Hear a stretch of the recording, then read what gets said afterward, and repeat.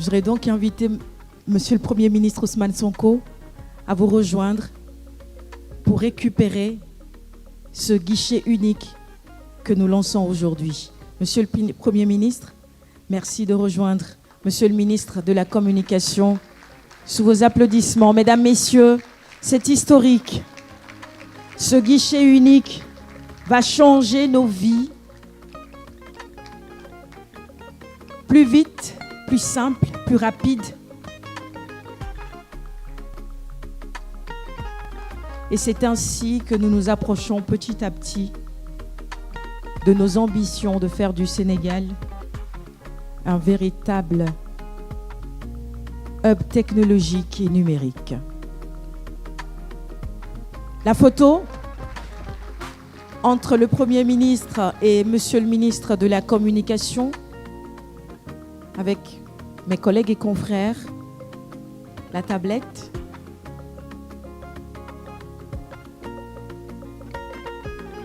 Si on peut revenir avec les écrans de la salle aussi, sur les images de la cérémonie, merci.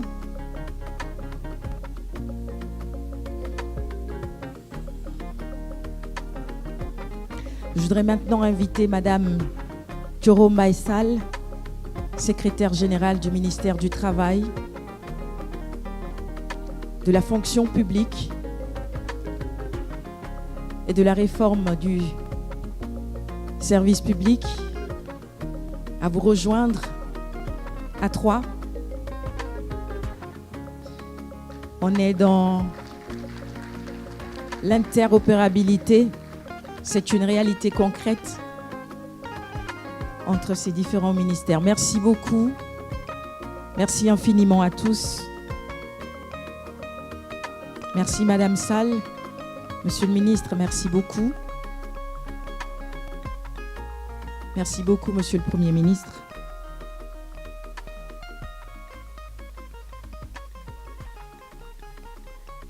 À présent, je voudrais inviter respectueusement Monsieur le Premier ministre Ousmane Sonko à me rejoindre pour prononcer son discours de circonstance. Monsieur le Premier ministre Ousmane Sonko, sous vos applaudissements. Merci.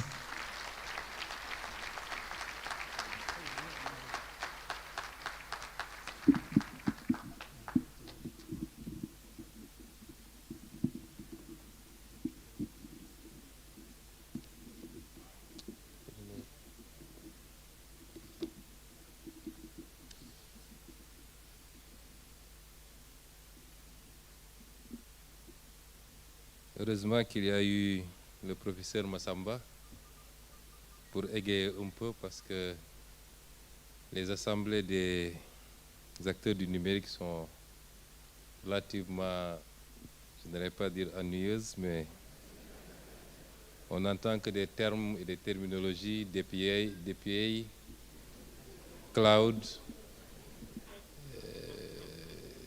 données souveraines, fibres, beaucoup d'anglicisme, et je pense que ni était le professeur Massamba, beaucoup comme moi auraient, et peut-être l'intervention de Roger qui a sauvé les autres.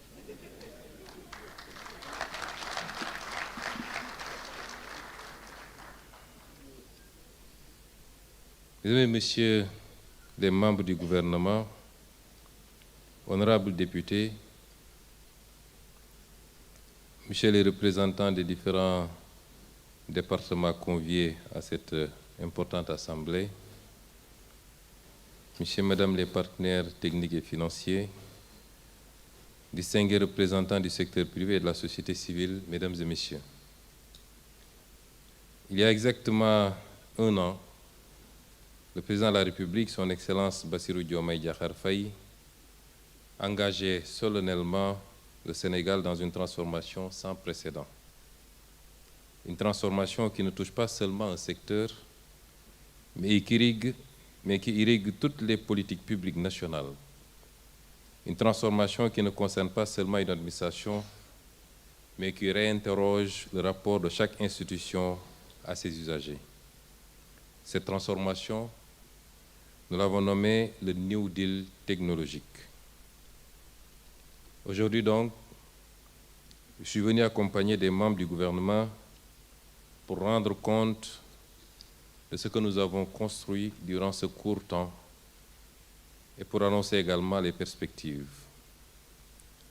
Mesdames et messieurs, pour comprendre ce que nous faisons ici, il faut remonter à la source de notre politique, de notre action politique, qui est l'agenda national de transformation Vision Sénégal 2050.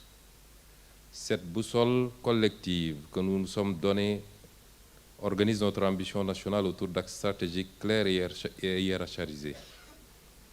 C'est dans son axe 1, une économie compétitive et inclusive, que s'inscrit l'objectif stratégique 9, je cite, accélérer la transformation numérique de notre économie. Ce libellé mérite qu'on s'y arrête.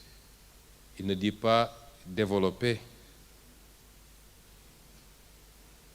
On n'a pas parlé de développer la transformation ou le numérique de notre économie.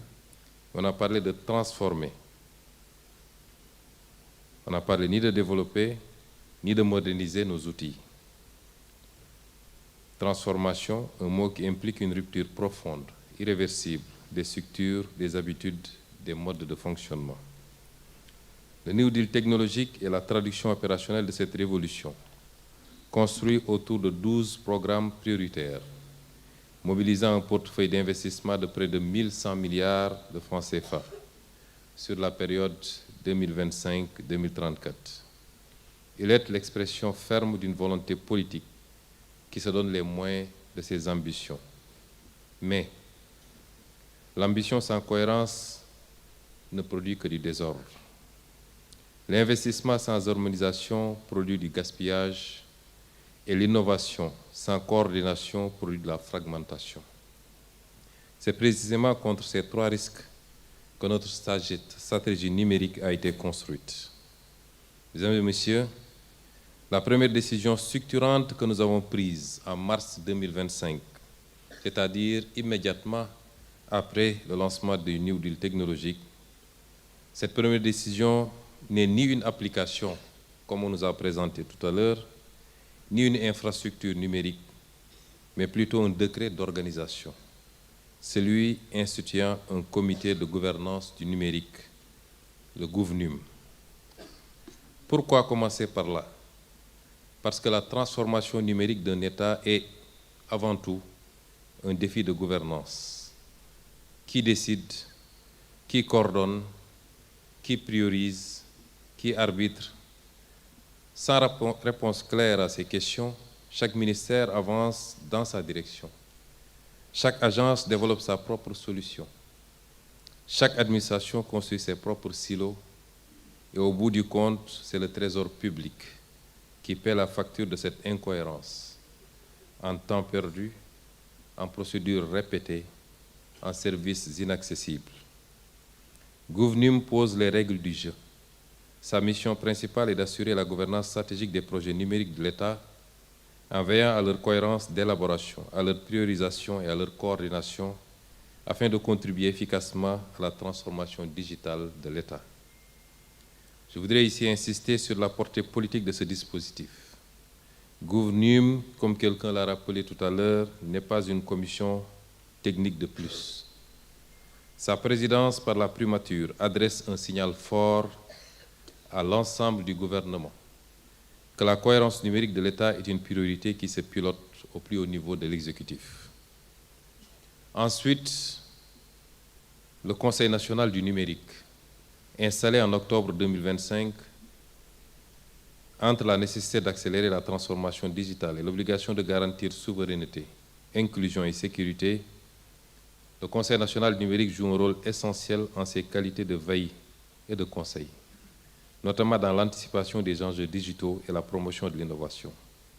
Ce cadre stratégique de concertation que je préside moi-même apporte une aide éclairée aux décisions gouvernementales sur la transformation technologique et représente ainsi un levier essentiel vers une économie numérique prospère et durable. Sous le secrétariat du ministère de la Communication, des Télécommunications et du Numérique, il est composé de 20 membres, d'une éminence certaine et reconnue, parmi lesquels d'ailleurs le modérateur tout à l'heure du panel, d'une éminence certaine et reconnue, qui répondent à l'appel à chaque fois que de besoin, et je voudrais le dire ici de manière bénévole, et qui peuvent également s'autosaisir afin de structurant et à fort impact pour l'État et l'économie numérique. Je les remercie pour leur engagement et pour la qualité de leur contribution du gouvernement. Le succès de la transformation numérique de l'État ne saurait se réduire à une simple exigence politique. Elle doit s'accommoder d'une volonté générale à agir de concert selon une stratégie globale bien définie que toutes les parties prenantes s'engagent à respecter. Il s'agit d'éviter des initiatives parallèles menées en silo et des fragmentations qui nous coûtent cher. L'interopérabilité, comme vous le verrez plus tard, comme vous l'avez vu tout à l'heure lors des présentations, est une rigoureuse nécessité. Tout à l'heure, j'ai taquiné M. le ministre des Télécommunications en lui disant qu'en me refusant de présenter au milieu comme tout le monde, on fait une entorse à l'interopérabilité parce que ceux qui sont de haut ne peuvent pas me voir de face. Des systèmes qui ne communiquent pas engendrent des coûts opérationnels évitables, obligent les agents à des ressaisies permanentes et met le citoyen face à une multitude de portails, d'identifiants, de mots de passe et de procédures non articulées. Ce dernier point nous permet de faire la transition vers le guichet unique du citoyen, qui est la pièce maîtresse du lancement de ce jour, plus important de ce qui a été présenté à mon avis. Il se veut une Nkunda ou à Sédhiou pourrait accéder au service de l'administration, soumettre ses demandes, suivre leur traitement et recevoir ses documents sans se déplacer et sans intermédiaire inutile.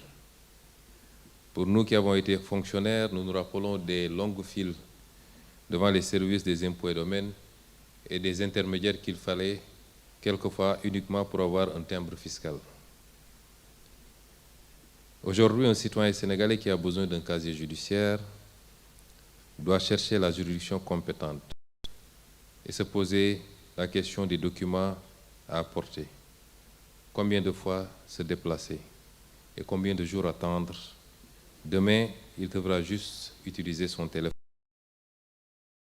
La plateforme e-consulat s'inscrit dans la même dynamique, unique, sécurisée, multilingue.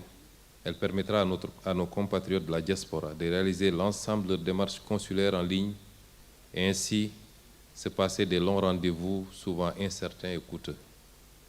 Mesdames et messieurs, l'État numérique repose sur une infrastructure physique robuste, souveraine et à la hauteur de nos ambitions.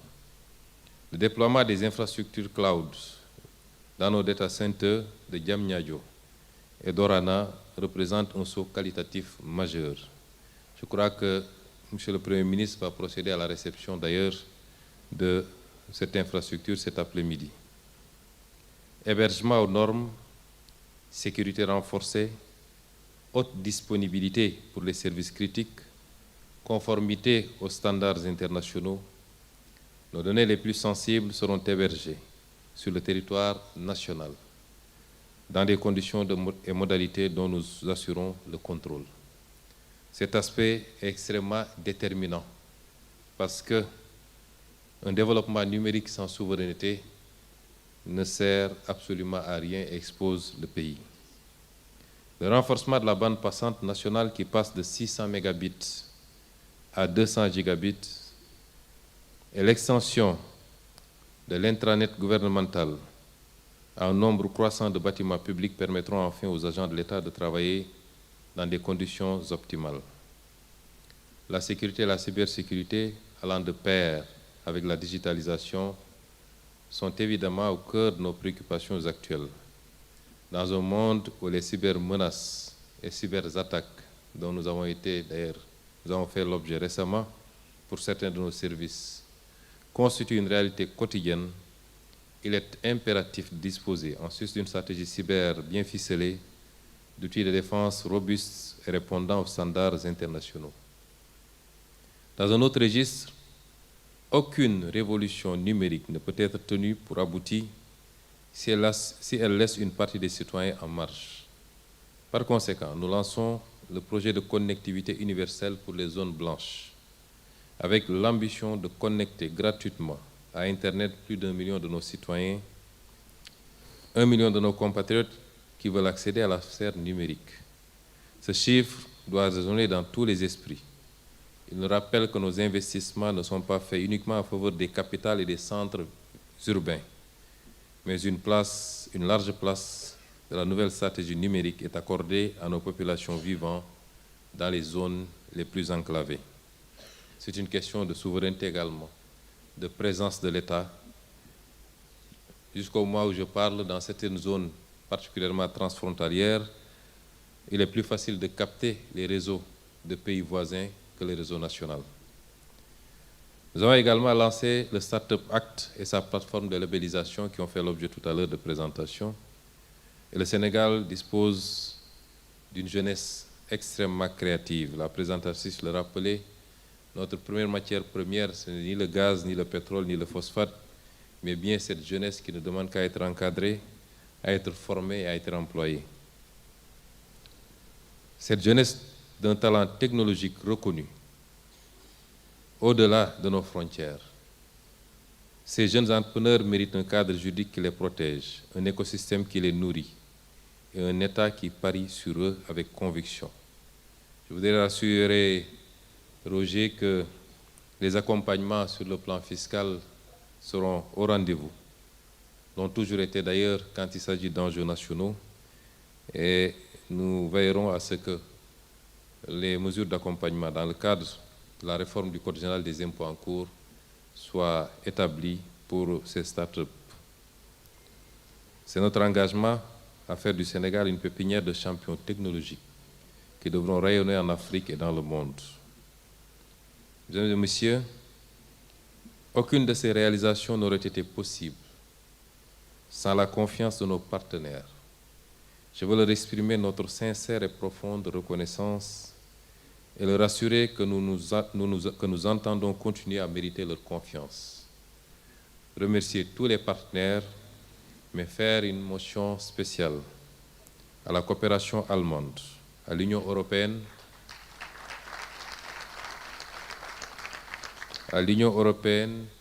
à la coopération japonaise à travers la JICA et à la firme Alibaba, qui nous accompagne pour les Jeux olympiques particulièrement. Mes vifs encouragements et félicitations vont également à l'endroit du ministère de la Communication, des Télécommunications et du Numérique. Le ministre Alioune Sall et l'ensemble de ses collaborateurs pour leur sens de l'initiative, leur capacité à innover et leur détermination sans faille, chevillés aux objectifs du New Deal technologique dont ils sont les maîtres d'œuvre émérites. Monsieur le ministre, vous avez tous nos encouragements. C'est vrai que je suis obligé de vous serrer de temps en temps et de vous arracher quelques plumes pour que vous ne voliez pas trop vite. Mais ce que vous avez pu faire avec vos équipes en 1 an, le numérique n'a pas commencé au Sénégal avec vous. Mais si ce rythme avait été tenu depuis très longtemps, je crois que le Sénégal aurait été cité parmi les pays les plus performants en matière de numérique. Je voudrais enfin conclure en revenant sur ce qui donne sens à tout ce que nous faisons. Derrière chaque plateforme, derrière chaque infrastructure, chaque procédure simplifiée, il y a un visage que peut-être nous ne voyons pas. Celui du jeune diplômé de Malem Hodar qui cherche du travail et qui peut enfin accéder au service de l'ANPEJ depuis son téléphone.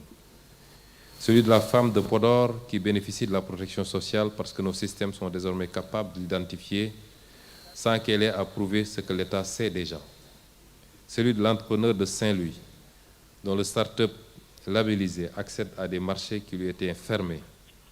Celui du Sénégalais de Lyon ou de Washington qui renouvelle ses documents consulaires sans poser un jour de congé. C'est pour ces citoyens que nous réformons. Ils attendent un État cohérent, un État dont les administrations se parlent, un État dont les services se retrouvent au même endroit, Un État qui ne leur demande pas 2 fois les mêmes informations, a fortiori plus de 2 fois. Cette cohérence est notre responsabilité collective. Elle ne peut être déléguée au seul ministère du numérique. Elle doit être portée par chaque membre de ce gouvernement, dans chaque décision d'investissement, dans chaque choix technologique, dans chaque projet de digitalisation sectorielle. J'y veillerai personnellement avec la plus grande vigilance. Le New Deal technologique n'est pas un programme, c'est un engagement. C'est un ensemble, et c'est ensemble que nous allons le tenir pour un Sénégal numérique, souverain et inclusif. Je vous remercie de votre attention.